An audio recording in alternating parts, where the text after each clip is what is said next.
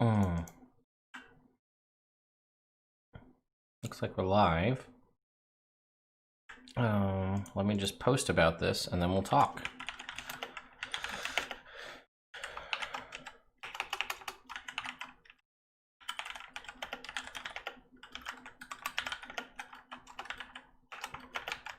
So hello everyone, if you're in the chat. I'm not looking at the chat at the moment. Give me 1 sec.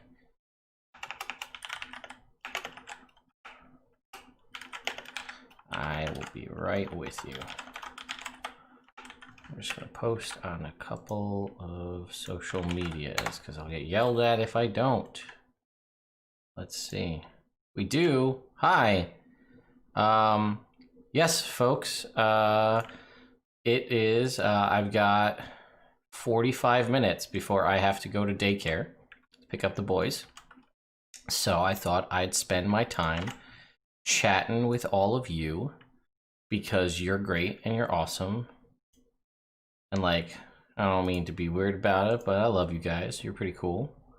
I like hanging out. So I thought, you know, maybe we could chat for a bit if that's cool with all of you. I put out this video, as some of you may know, this Strad story video, and I thought it was gonna just tank, and you guys love it. So I thought we could do like a mini Q&A, and then also discuss that video, and you know, come up with ideas for the future. So, anyway, hi. D&D does have a concaster. It's called the Storm Herald Barbarian. Yes, that's fair. Howdy, everyone. Well, I'm glad. You made hot dogs. Good job, Jeremy. Pretty darn awesome yourself. Oh, you guys. Temperamental. Thank you. I like, you know, I come from a Twitch streaming background, but there's just such a larger audience for me on YouTube. And like, random stuff like this is always fun. Do I have any concerns about the power creep that's happening in 5e? Yeah, I kind of do. It could be really rough. Haven't seen the video yet. Well, Jeff Williams, you can hang in the chat. Can you go over any tips and tricks for improv talking as a DM? Yes, I can. So I'll preface this by stating the questions that I have about the video I made about the Strad story video. Thank you for all of the support on that. I will talk about that in a sec. Novus Static, loving your vids, talks about improv. So, it's hard to just blanket talk about how you can improv as a DM. So I always try to put myself in my player's shoes and say, okay, if I was them, and remind you, I've said this many times, your players don't know you're making stuff up until you tell them that you made it up. For all they know, that was all working according to plan, right? It's like where, you know, game development companies will tell you it's a feature, not a bug. So if you put yourself in their shoes and say, like, what do I think they would enjoy? Maybe you've been playing with these people for a while, you know them really well. They love anime. They love Pokemon. They love Ghostbusters, whatever it is. And you could tweak something and be like, well, let's make it a reference to this. And then that may blow up because that's usually how that happens. A dumb, stupid reference you made one time as a joke becomes a crux of your game. So that's the best thing I can do is talk, get to know your players if you don't know them well enough, figure out what they like, and try and use that to shape how you're going to quick think of things. Again, you can always fall back on a character trope, a character from a show that you like, a character from a movie, something, a comic book. You can always use that as an option. What's your opinion on a DMPC? As someone who DMs a lot, I get why DMs want to do it. But you also have to be willing to relinquish your DMPC if like it's gonna ruin the game. Like you want the cool moments to happen for the players. Yeah, you can have cool NPCs that do stuff, but don't run the game. Like, you know what I mean? I don't know if that makes sense. Don't ruin everybody else's experience because you came up with a cool character. Have you ever tried Dungeon in a Box? No, I've done RPG Crate and Dungeon Crate. There are old unboxings of both of those here on this channel. I started with RPG Crate from the first crate ever, and Dungeon Crate from some point on. I did a comparison of the two boxes, and then I don't know, I'm kind of at the point now where I've moved past the monthly subscription box. Like, I used to do loot crates too. Like, that was a big thing a couple years ago. I'm sure it'll come back in like 10, 15 years. It'll be a new thing. Everybody will want whatever the new subscription box is. But I haven't. Been weird having to nerf or redact class features and spells. Should I add a cursed item at the bottom of the UNT temple? Why not? Cursed items are fun. Do you prefer using points? Always rolling, because I usually... Not always. I tend to roll well, and that usually helps me out. I'm making a coffee warlock homebrew subclass. Good job. Roll a d20. What's the roll? Do I actually not have a d... Oh, I do. Okay. I was like, I don't have any d20s. I have one right here. 3.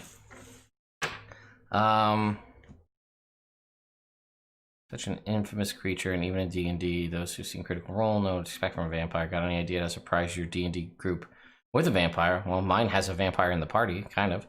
What brand of toaster should I buy?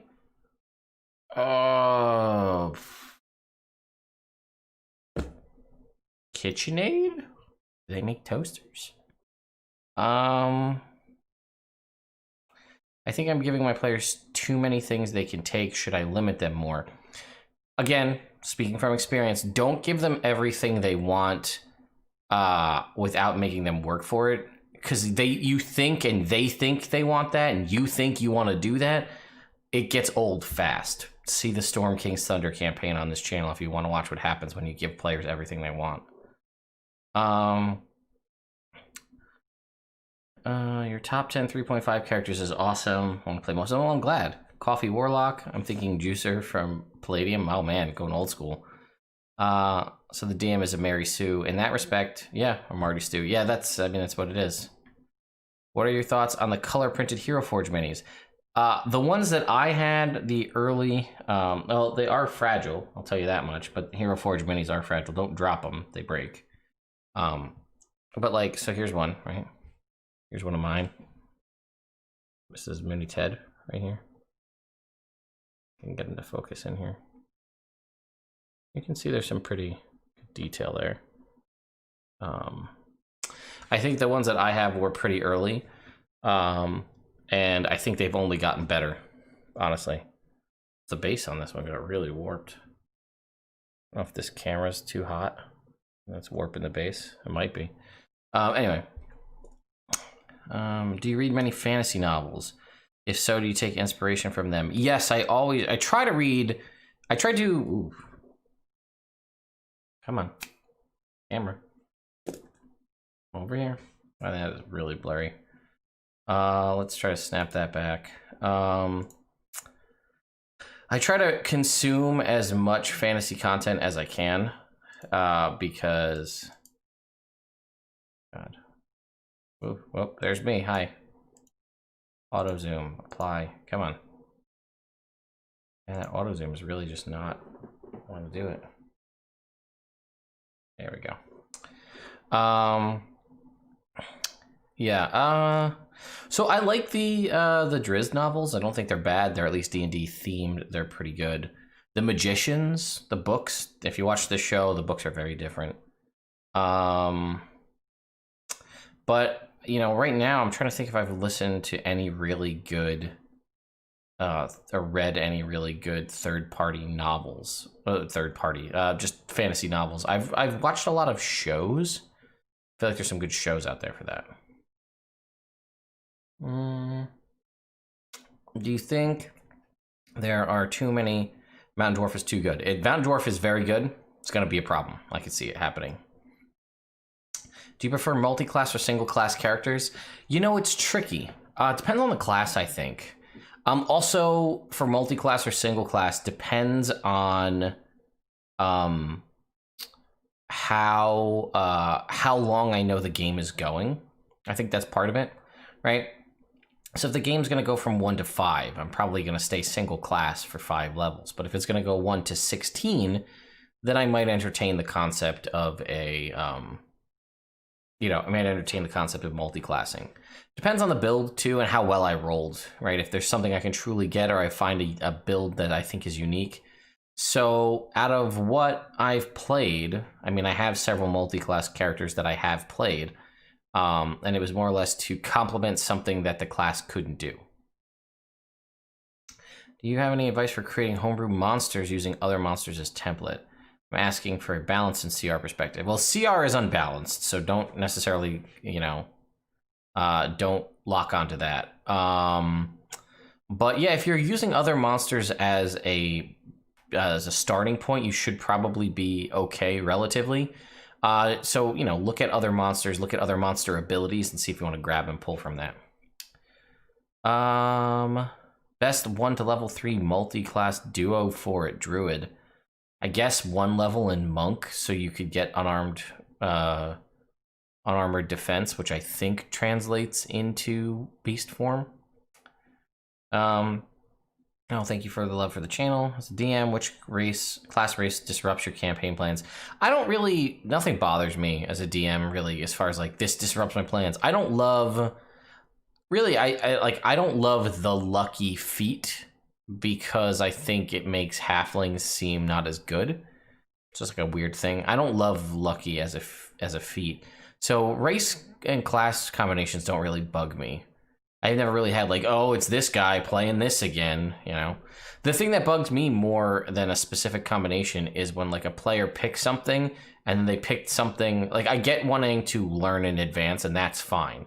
But when they pick something clearly out of their depth and they slow everything down, because it's just like, I've played D&D and I've only played fighters because I tried a paladin and it was too difficult. Now I'm going to play a wizard and think like that the spells aren't going to become, decision paralysis for him. Have you ever used the slotty monsters in your game? I have not. I've played in a game with them. I wasted a wish on someone to get rid of a slotty egg. And I do say wasted. So I found a new puzzle game from the show 3%. When does auto zoom work? Only when you don't want it to. Did you read the Spider Queen War novels? Maybe. Brandon Sanderson, I've heard lots of good things. I have not read. Top tier fantasy would be Mage Errant. What's your favorite multi-class combo? How long is this stream? This should end at 5 p.m. So another 33 minutes is when we're going to end this stream. What's your favorite multi-class combo? I've talked about a couple. I like Bard, Life Cleric for the healing. I like Bard Paladin for the spells and like how you could be a preachy paladin, but also like you could evangelist it if you wanted to because you're a bard. I like my fighter rogue that I made the video on, the non-ranger ranger. That was fun. I like fighter wizard for Bladesinger. When you fly by the seat of your pants, what do you focus on that session? Well, so it's every session for me, fly by the seat of your pants. So actually a great example of that is last night.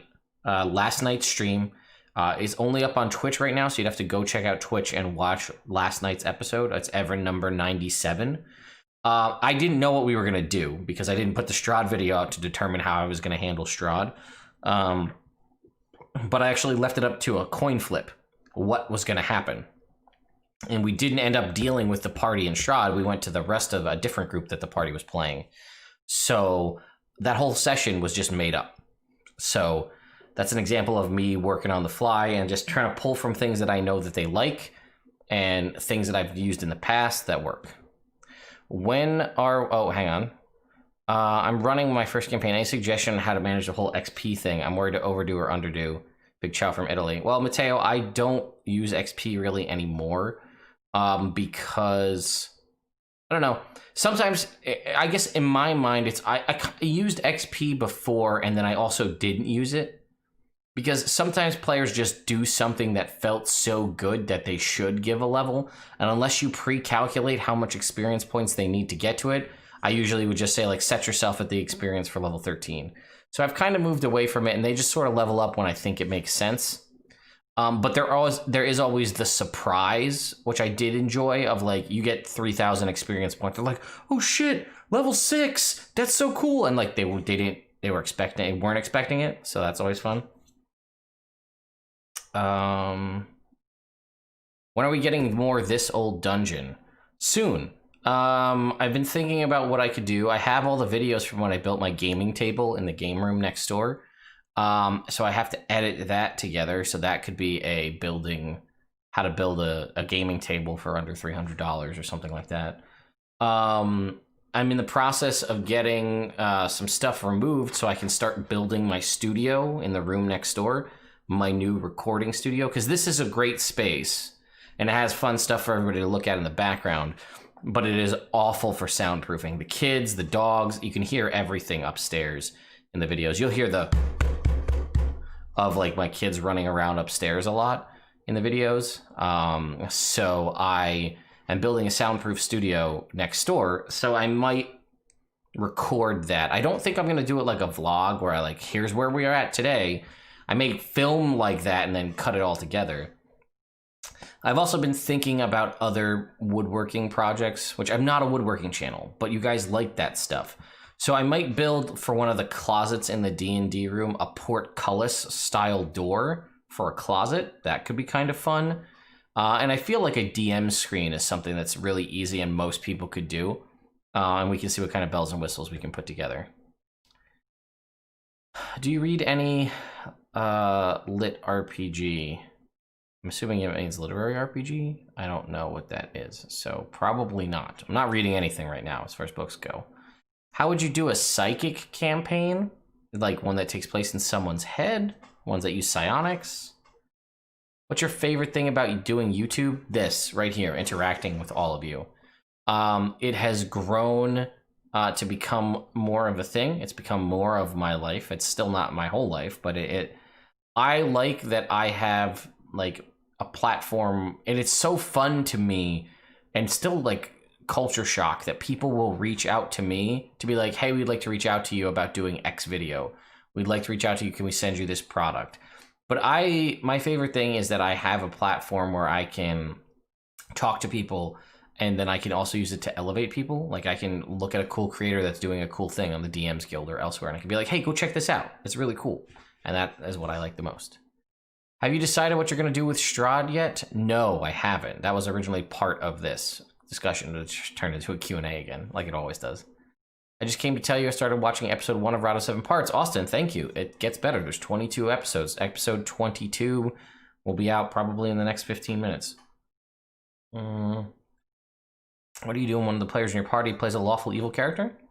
Hold them to their code, right? I mean, lawful evil is lawful, right? There's a code that they follow. Think Darth Vader, right? He's evil, but he still has like a code that he follows. Like it's the Sith or Jedi code. But have you seen Steamforge Games' Epic Encounter? I have not. Is Swordbard Hexblade a good multi-class? Yes. Have you played with the Stranger Things box set? Yes, I have a video for that. I reviewed it, and I did an entire playthrough here on the channel of the Stranger Things box set. I ran it with Jordan with the silent PH in the middle, Drop the Die, Jen Vaughn, and Celeste Conowich. I ran the game for them here on the channel. It was really fun. Yeah, what is the kind of bag beside the Ninja Turtle game? Do you mean my Proton Pack? That's what that is. Proton Pack.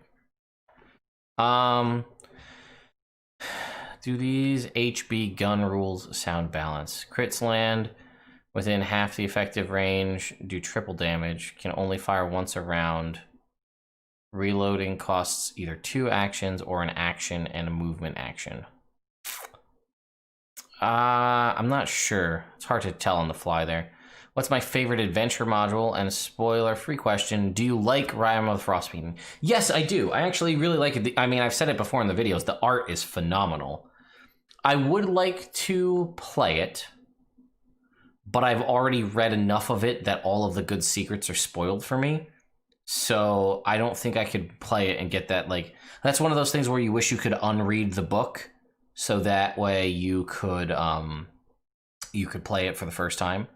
But I love my friends that I play with every week, but I don't feel like they're true craftsmen of horror. Like, I love horror movies, and I feel like I could do a better job than they could in making it emulate the horror vibe they're looking for. Is this your full-time gig? I have a day job. It is a 40-plus hour a week emergency manager for a utility company. Any thoughts on Fallen Azamar Raven Queen Paladin for Tomb of Annihilation? Well, the resistance to necrotic damage will be nice for Tomb of Annihilation, so that's good.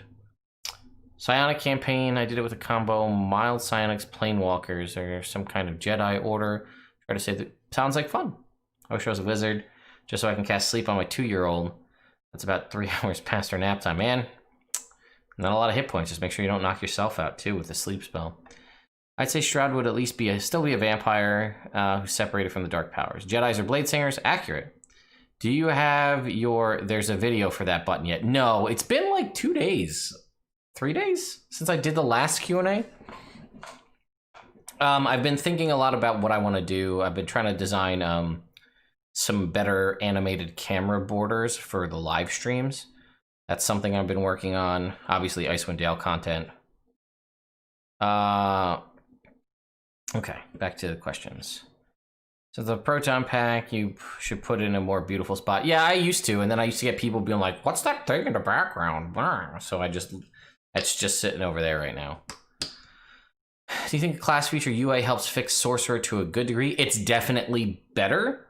It could probably still need more help. See my 2 videos on fixing Sorcerer. Jordan, how unbalanced is that first boss in Frost Maiden? I don't remember what the first boss is in my books in the other room. I did a cursory read through of it. I'll be honest with you, Jordan, enough to get what I need to know for the videos that I need to make. So I didn't read it, like, I didn't dive in enough, but like, I know the big secret of what happens at the end. And I know how things can go from there. I read all the secrets in the secret section. So I know enough that the good stuff is going to be spoiled, I guess. First quest in Rhyme has a CR3 bad guy who regenerates. Oh, well, that'll do it. Huh. I'll have to look, but if it's got regen, like, you gotta have a way to shut it down. That's dumb for a third. That's pretty interesting. What is my favorite campaign till now? I like Curse of Strahd a lot. I have see the Strahd video. I have a sorted history with Curse of Strahd. I've played through just about all of them. I haven't done Avernus. I haven't played through Baldur's Gate Descended to Avernus, so I don't know anything about that game, really, other than it doesn't really take place in Baldur's Gate. And I haven't really read Waterdeep Dragon Heist, other than the fact that I know there's no heist in it or a dragon. I know dragons are the currency in Waterdeep, but I know there's no heist in it. So I don't really have a pre-written campaign that I super love, if I'm being honest with you. Best starter D&D module, I will stand by Lost Mines of Phandelver. I love it. I read through the Essentials kit, but I have not, and I did a whole, like, multiple hour-long review of it. But I don't remember it at this point. It's been so many, I've made so many videos now that's kind of been pushed out of my head to remember what was great about the Essentials kit.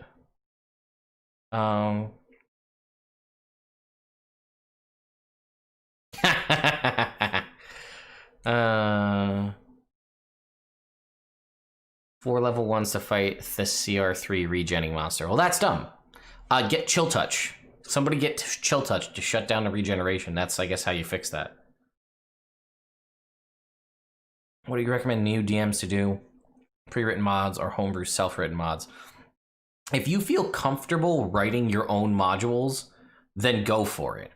But if you need a crutch to lay back on, use pre-written or combine the two. There's no reason you can't grab a quest from Lost Mines of Phandelver or you know, the Essentials kit or something off the DM's Guild, and use that and just supplant that into your campaign, like amongst homebrew, home-written stuff. You know, make the best of both worlds. Do you think a totem barbarian Kalishtar fisherman sounds good? For IRL example, picture a Native American tribal warrior or night wolf from Mortal Kombat.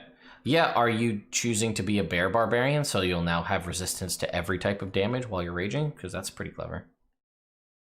You gonna get Strahd revamped? No, I'm not. See this right here? This pile of stuff on this stool? That is for Ted's Strahd revamped. Nerd Immersion revamped, or whatever we're gonna call it. Special giveaway starting in October. When Strahd returns to Faerun, do you think the gods, whose clerics, paladins he tricked into false powers, will have a problem with him? Yeah, I do. Requires a ton of work to make it awesome. Yeah, there's a lot of great modules on the DM's Guild about adding the heist back to Dragon Heist.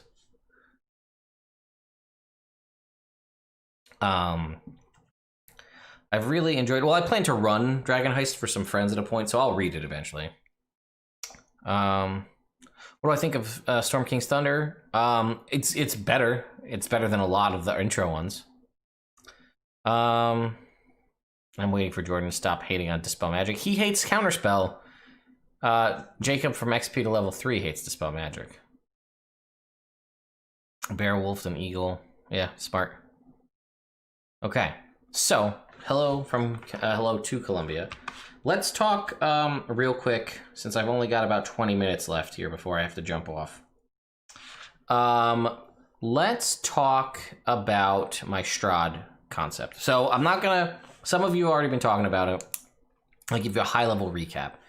Strahd, there's a whole thing that happened. He was killed, turned into a baby, brought back to Faerun, raised by people for 18 years, went back to Barovia, was turned back into a vampire by the Dark Powers. While he's there, they gave him back all of his old knowledge, all of his wizardly magic, and all of that, but he still had Paladin and Artificer levels. The new party convinced him, like, maybe you should come back with us to where we're from. Maybe the Dark Powers can't find you there. You know, what do we do? Let's come with us. And he says, all right, I'll join you. He helps them. They come back to their world. Strahd passes out because I didn't have any more ideas at that point. So I need to figure out what's up with Strahd, what class is he, and how do we handle this? There's been a ton of comments on that video already. There seems to be a couple of different camps that people have for this. People are saying he shouldn't be a vampire. He should be a human. A lot of people are just like, keep him a human artificer. That's what he is. Maybe with some levels of paladin. Then other people are saying, no, 100% he should still be a vampire. Then other people are like, maybe he's like a blade daywalker. And then other people are like, well, I don't think you should just pull the vampirism away. Maybe it's lesser. I'm still not sure where I land. I've seen a couple of really interesting comments where people have said things along the lines of, you know, maybe he should, like, it should be trying to control him. The Dark Powers are trying to control him. He, you know, he's got issues there. Maybe, like, he's sick and, like, you know, he still has you know what? Why don't I just pull up the comments? Because that, I think, will be easier to just do rather than trying to me explain it without actually looking at them. Because we've got, there's a lot of them and they're all good concepts. So, Necromancer, Bloodhunter, all good options. People had suggested like that he seems like a normal guy and then the Dark Powers are controlling him and he becomes a warlock of the Dark Powers, which is a very interesting concept. I'm not cut off to that idea. I think that sounds really cool. Bloodhunter could fit for sure. Yeah, he won't be Stradbon Sparklevich. Don't worry about that. Okay, so let's jump all the way down to the bottom.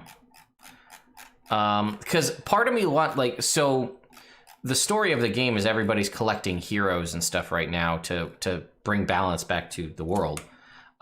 So I think it would be cool, again, like I said, to be Artificer, because we don't have one in the party in the choices, and that would be different. So somebody here, we're scrolling up through the list. How about he remains a vampire but can feast on animals instead of humanoids? No such thing as complete wipe of the dark magic behind him. I agree he should lose his vampirism, but maybe his mind slowly starts to break the longer he's away from Barovia, where maybe, and this is a stretch, that whatever homebrew land he in takes taken over by Barovia instead. You could have the vampirism split off, be pulled from him into a separate villain. Yeah, I thought about having things split. So, like, there's the concept that they brought the darkness with them, and now they've brought the dark powers to the world that they're from, which is a concept that I'm not closed off to. That could be interesting. It has a lot of future potential. I'm also okay with, like the power vacuum in Barovia gets filled by someone worse than Strahd, and then they hear about that. I also am okay with them having to, like, they're redeeming him by them going to Barovia or into Strahd's mind in, like, a trance-like state to fight and to dispel the dark powers from him in a way. Could it be suppressed where it gets some of the drawbacks of vampirism that sticks with him like a curse? Yeah, some people had said, like, you know, he's still got pale skin, he still doesn't love the sun, maybe he drinks a lot of red wine, like maybe it's still got like physical effects on his body, but it's not debilitating. Mecha Strahd, yeah. Let's see, you can probably have Strahd be able to be cured from vampirism, quest involved. That's an option. I could go with a quest where they have to find a way to cure the vampirism, which is not doable in 5th edition, really, unless you kill them and bring them back. Maybe using divine magic or something. Could be like Arnhem, Slime, hate, Homunculus. There's a hate vampire flesh. Baby, good, yeah. With the feather we stabbed him with. That, I don't remember if it disappeared, if I'm being honest with you. See, this was a good one. I like this one. Strahd wakes up no longer a vampire and with no memories of his time in Barovia. He's a good and jovial person who just wants to help. Over time, his attitude starts to turn darker and more violent. Alongside this, he starts to show spontaneous outbursts of warlock magic. Eventually, the party finds out that he's still attached to the dark forces through a sort of pact. They have to go back and end the power of the dark forces to fully free him. Yes, Jordan, it is, Barovia is Strahd's eternal punishment, but was the fun thing of this whole campaign. Let's see. Here, the players learn Strahd was actually a lesser evil, and there's a quest to return him to the throne. That's true. Can't be cured, but Mount Celestia is certainly a solution. Accurate. Some people are saying to look at the Ixalan plane shift because there's a vampire race there. Started playing Icewind, Goliath, Path of Wild. Sounds like fun. Free him from vampirism and get bit by a werewolf. Go with like a Van Helsing style. Make him a vampire, but he isn't evil. He should become good or neutral vampire, like a vampire with a soul. Jordan, yeah, there's a video. I released it today. It's my first ever D&D story video. Where I like sit down and just tell a story about something that happened in my campaign. And that gets us to where we're at for this conversation.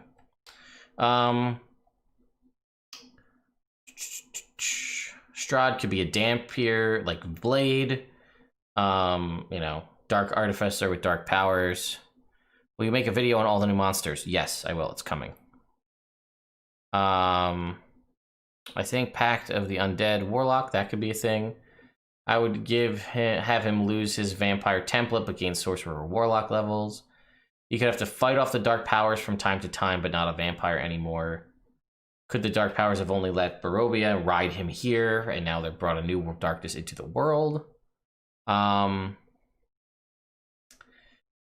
should have Strahd be an artificer paladin multiclass. He could lose his vampiric abilities because his pact with the dark powers is broken. He should still retain some vampiric flavor's sake. Definitely still a vampire, maybe weakened. Keep the vampire stuff, minimum dark power stuff. So kind of what I'm thinking is, so I had him pass out because like I said, I ran out of ideas. That's kind of where we ended the session. He fell unconscious. So I kind of like that he's I don't know if I want him to still be a vampire or a human or some sort of in between, but I want to feel like he's in a different scenario, and basically the dark powers are almost like a disease kind of that are on him. So like he's going to be vomiting up blood and he's just going to be a mess for a little bit, and they have to figure out a way to cure that or remove it entirely.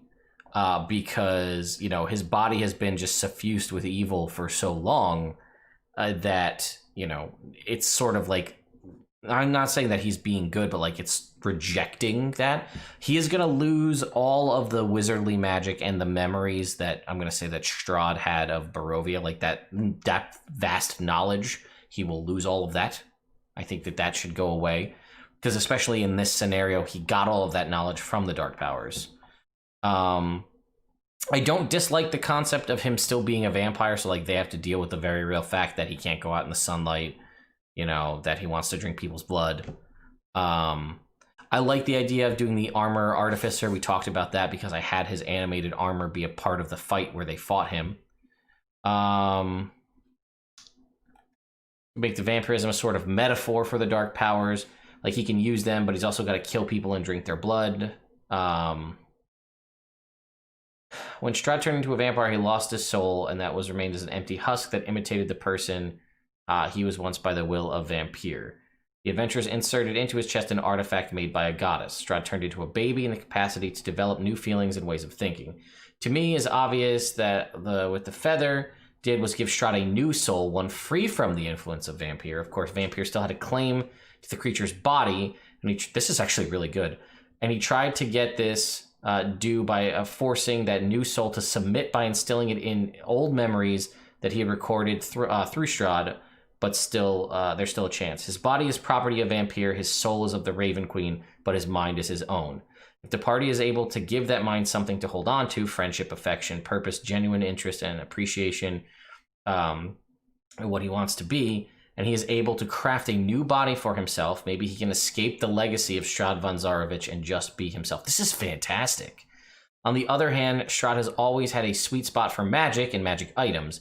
Maybe this could turn into a genuine hobby for him, at least a healthier one than chasing people that clearly don't love him. Note, I don't think he should stop being kind of proud and generally a jackass. That is too central to him. But as long as you emphasize that it is a new being trying to escape the previous owner of this body and not OG Strahd that was redeemable all along, you are good to go. Because let's be frank, here the guy is a sociopath. Damn! Wow, one hell of a YouTube comment, huh? Wow. Thank you, Josu. Wow, that was a fantastic comment.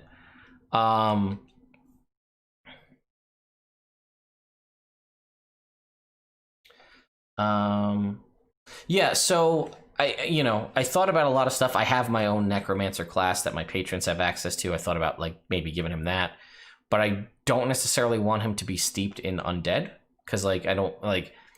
It's interesting because if you remove all the evil stuff, then he was raised by a paladin of Bahamut and like an artificer, and I guess also technically a death cleric. Right, it's a fantastic adventure. Like this whole concept written here. So artificer, why not make him a space marine? I listen to your videos while cooking or painting, so I personally think this is a good format. Oh, thank you for that. Armor Strahd anti-hero with 2 levels of paladin to smite with his punches seems really cool. A Strahd better not build himself a girlfriend. Yeah, fine, right? Sounded like you're describing as a Death Knight or Fallen Paladin with Artificer, low-level multi-class. Possibly he's a Vampire Lord type. Oh, well, thank you. Glad you guys liked the 3-5 races video. I picked some wonky ones, I know. But Ghost Cells are just too great. Hashtag, guilt Jordan into making that video. Don't do that. Don't. I'm doing it enough. You don't have to worry about it. I got it covered. I like the concept of the warlock for the dark powers, but I think I'm probably gonna go with that whole concept because that's really well written and better than I could have written on the spot. Of like it's a separate mind and soul thing, but I think I will have like I think I will have a quest or something happen to break that connection to the dark powers, whether that be seeking out some sort of divine artifact to sever that. Maybe it's like literally divine, like shears to cut that trail connection to the dark powers. Because the other part of it is, I kind of let you guys know that, and the party knows too, that they're trying to restore balance, capital B balance, like the thing that Mordenkainen's in charge of. They're trying to restore that to the world because things are out of balance. So they have to put together teams, and each team is going to go on a mission at the same time to save it. I know that one mission is going to be in my homebrew world, where they've kind of already queued this up, where I had a whole, I can make other videos on this, but there's a whole big thing about how there's two different kinds of phoenixes, destruction phoenix, protection phoenix, a whole long thing. And basically the Azer race was snuffed out of the world, the fire elemental dwarves. But they have the capabilities of crafting these, like bringing these phoenix to life. Oh man, 50K while we're on the stream. What's going on? Thank you, Jordan. I wasn't keeping track. What's up? That's awesome. What a great day.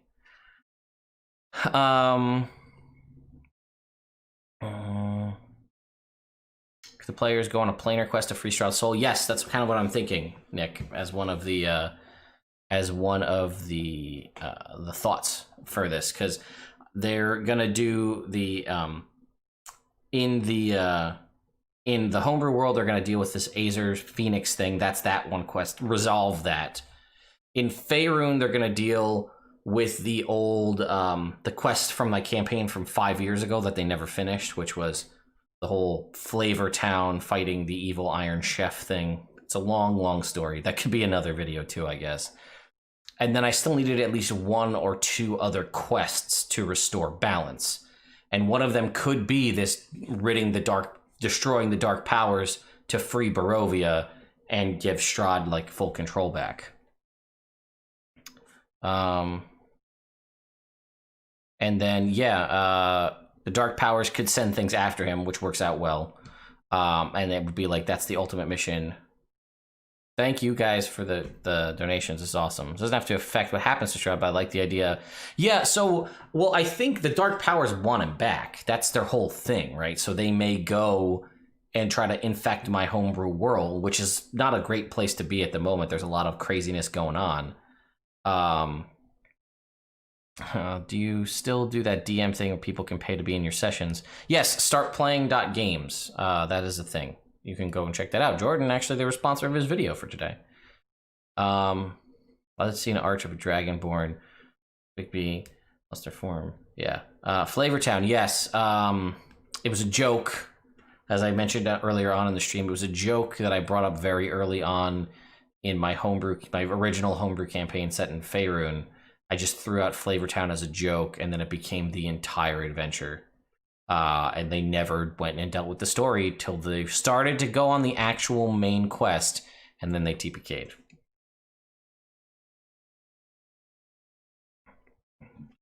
Other powers could have that one girl he's always after. Yeah. Well, Tatiana, actually, Strahd thinks Tatiana is Oz, the male halfling in the party. He thinks that's Tatiana, so he's like trying to be like low-key chill about it. But yeah, I mean, I always could have the legitimate Tatiana return. He could really go hard against Strahd, so that would be cool. So I still need potentially one other quest somewhere for like something for them to do to restore balance. So ridding the dark powers or destroying the dark powers and freeing Strahd from them is definitely a balance altering thing. Dealing with the Flavor Town incident, that would be a thing. And then you've got the whole Azer destruction phoenix thing. I mean, a lot of people are making me coffee warlock subclasses. You guys are the best. Stephen Walker, thank you for the donation. You become my favorite D&D YouTuber since started playing when quarantine started, and this game's quite literally changed my life. Well, awesome. Well, welcome to the D&D space. Yeah, so I'll have to think about it because we're coming up right here at the end of the time here. This was a lot of fun though. It's nice to have time where I can actually stay up to date with the chat rather than the random 3 a.m. chats where it takes me 3.5 hours to catch up to current. Could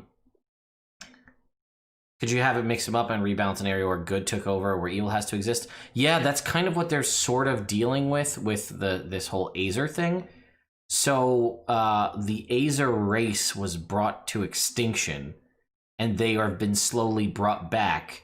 They have the capabilities to forge these phoenix, bring life to these creatures that were basically like sentient wildfires. And the party has joined up with the good phoenixes, the protection ones, and have agreed to help them. But that means kind of committing genocide and killing all of the Azer off. So that's a moral gray area for them that they have just been choosing to avoid. Is my world Faerun? No, my world is called Everin. It's my homebrew campaign. Maybe one day I'll write a book on it if I ever get that ambitious. Like make a homebrew campaign setting. Yeah, it has other planes, and I have a plane hopping tower that can go to Faerun and can go to other places, and that's how they've been able to do this.